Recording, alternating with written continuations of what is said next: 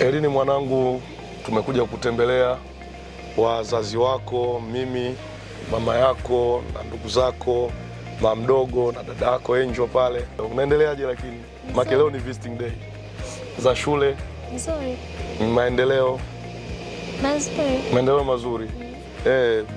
Mitihani mmefanya. Umeona mitihani mmefanya hapa. Nimepewa ripoti academic kwa matokeo. Naona kwa matokeo ya kwanza, hongera sana. Umefanya vizuri. Matokeo yako unaweza ukayaona. Division 1 ya 7. Una division 1 ya 0.7. Hongera sana, hongera sana mwanangu. Mwanzo mzuri. Mwanzo mzuri, lakini nguvu kubwa unatakiwa iweke kwenye hesabu. Najua hesabu ni mzuri na una A ya hesabu. Maendeleo yako shuleni yanaje mwanangu? Mazuri, mazingira mazuri. Ndio. Walimu wanafundisha vizuri. Ndio napata muda wa kurefresh. Ndio. Eti. Kwa hiyo mazingira umeona ni mazuri. Ukopo yani masomo mengine bado sijafanya, afu muda ukopo umekaribia kuisha. Ulichelewa kuanza mtihani?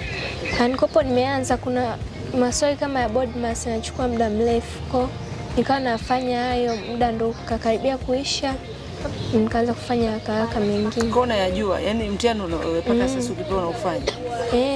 Na wastani wa A zote 97, 80 ngapi, 87, 94.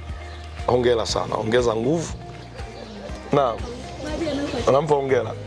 After ni sawa, tumekuja na Eliana, tumemtoa shuleni. Hata amesemaje kwao? Zina mpaka tukitoka tarehe 20. Yes.